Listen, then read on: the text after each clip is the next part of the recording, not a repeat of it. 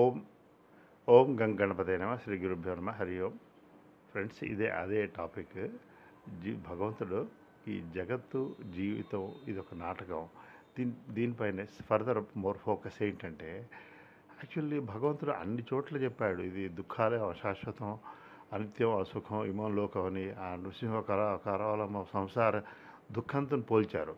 అయితే ఈ నాటకంలో యాక్చువల్గా I think and it is ఒక ట్రాజిడీ. అండ్ ఆల్ నటన పరంగా, పాత్ర అండ్ వేషపరంగా అందరూ నశిస్తారు. ఇది ఒక ఇంపార్టెంట్ అనాలజీ. అయితే దీంట్లో మళ్ళీ దాన్ని నటించి దాని స్వరూపం వాస్తవాన్ని గుర్తించడం తప్ప ఇంకా వేరే ఏం చేసుకున్నా కూడా నాణ్య పంతాయనాయ విద్యతే అన్నారు. ఇంకా వేరే మార్గం లేదు.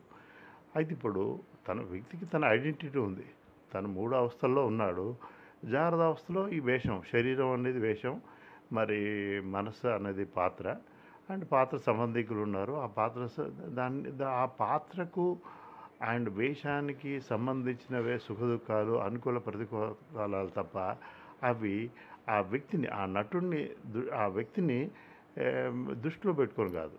ఆ వ్యక్తి ఎక్స్ ఉన్నాడు, ఈ పాత్రకు దీనికి సంబంధించిన దానికి ఒక ప్రొజెక్టైల్ ఉంది. ఆ ప్రొజెక్టైలు దాని పేరు వై, ఆ పాత్రకు పేరు వై. అయితే ఇప్పుడు ఎక్స్ వైతో తాదాప్యం చెందడం, వైని కరెక్ట్ చేసుకోవడం. ఇప్పుడు ఇక్కడ ఆల్రెడీ ఏం చెప్పారంటే ఇది దుఃఖాలేం అశాశ్వతం అన్నారు. ఇప్పుడు ఈ వై నశిస్తుంది. అయితే ఎక్స్ ఏదైతే ఈ వైని పోషిస్తున్నాడో అతనికి అవినాశి అని చెప్పారు, దేహినిత్యుడని. అయితే ఆ సూత్రధారి అతనికి ఎప్పుడు కూడా పాత్రధారికి ఎటువంటి ప్రమాదం లేదు, కానీ పాత్రకు నష్టం ఇది తప్పదు.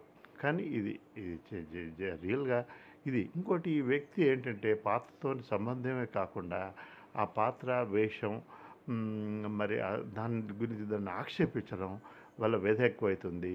అండ్ నెంబర్ 2, వాటిని కరెక్ట్ చేసుకోవాలి, అంత ఓకే చేసుకోవాలి. ఈ పరుగులో ఇంకా ఎక్కువ ప్రాబ్లమ్స్ వస్తున్నాయి. ఎందుకంటే జీవుడికి పాత్ర నశిస్తుంది. ఇప్పుడు ఫస్ట్ షాట్ మూవీలో లాస్ట్ షాట్ అన్నట్టే, మన ఫస్ట్ బ్రెత్ లైఫ్ మొదలుపెట్టినప్పుడు లాస్ట్ బ్రెత్ అయినప్పుడు అది సమాప్తం అవుతుంది. అయితే ఈ మధ్యలో ఈ ఎపిసోడ్స్ యాక్చువల్గా స్వప్నానికి దీనికి ఏంటంటే, స్వప్నం ఒకటి వచ్చి పోయింది.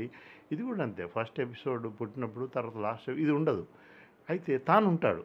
ఎందుకంటే తాను ఈ శరీరం తీసుకున్నప్పుడు జీవి ఉంటాడు, ఒక యజమాని ఇల్లు కట్టుకునే ముందు ఉంటాడు, ఇల్లు కూలిపోయిన తర్వాత కూడా ఉంటాడు.